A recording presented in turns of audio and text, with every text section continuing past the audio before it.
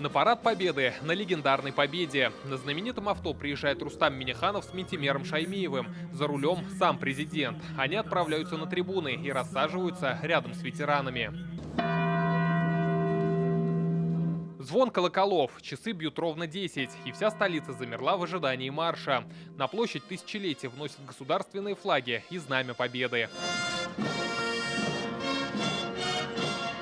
Из Казани парад на некоторое время переносится на Московскую Красную площадь. Именно здесь 77 лет назад прошел первый парад Победы. Ветеранов и всех россиян поздравляет президент страны Владимир Путин. Защита Родины, когда решалась ее судьба, всегда были священны. День Победы близок и дорог каждому из нас.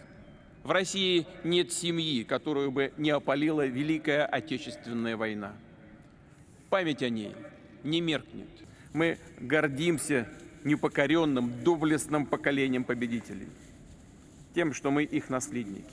И наш долг – хранить память о тех, кто сокрушил нацизм, кто завещал нам быть бдительными и сделать все, чтобы ужас глобальной войны не повторился. На фронт в годы Великой Отечественной войны ушли 700 тысяч татарстанцев, больше половины из которых не вернулись.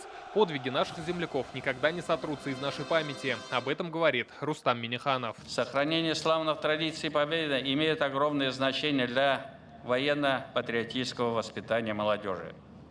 Сегодня это особенно актуально. Сегодня внуки и правнуки ветеранов честно выполняют свой воинский долг. Дорогие друзья, уважаемые ветераны, от всей души желаю вам доброго здоровья, благополучия, мирного неба над головой, вечная память и слава народу, победителю и ее доблестной армии. С праздником, дорогие друзья! С Днем Победы! Ура!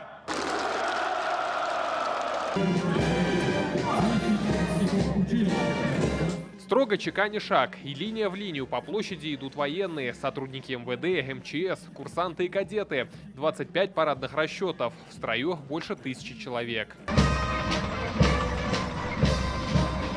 Пешие колонны сменила военная техника. БТРы, танки ИС, Т-34, легендарный колхозник «Татария» и «Катюша». С ними шли к победе. Отдельным строем сегодня проезжают и ретро-автомобили. Это образцы времен начала и середины 20 века. Всего больше 20 машин клуба исторической техники. Все это в честь победителей. Ветераны и труженики тыла в первых рядах. Для них это праздник со слезами на глазах. Светлая память ушедших за великую Родину. Вот те люди, которые в годах сражения остались на поле боя. В моей памяти мои сверстники, с которыми я сидел на одной партии, и они на фронтах, различных фронтах погибли. Чтобы иначе было, вы сами представляете. Борьба была в 1941 году. Или мы существуем как страна, как нация, или нас вообще нет. И в тылу работали, на фронте, все равно победили, да. Благодаря патриотизму нашего народа. Они наша гордость, их героизм и подвиг в истории навсегда. И для них сегодня после парада большой концерт.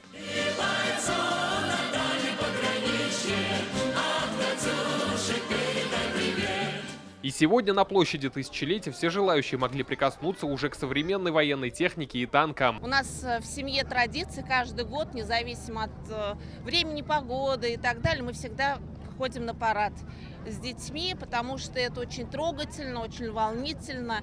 Очень важно развивать в наших детях патриотизм к родине. В свое время пришлось участвовать мне на параде в Москве, чтобы для сравнения приехал сюда. Очень интересно, очень красиво. Видно ответственность на лице. Вот они идут с таким, вот у них прям сердце видно. Они всей душой идут. И это смотреть, так это приятно смотреть. Завершился же парад традиционно под песню, строки которой каждый знает наизусть. День Победы! День Победы! День Победы! Рамиль Галиуллин, Алмаз Зайдинов, ТНВ, Казань. Закажи рекламу на ТНВ. Телефон в Казани 5 705 100.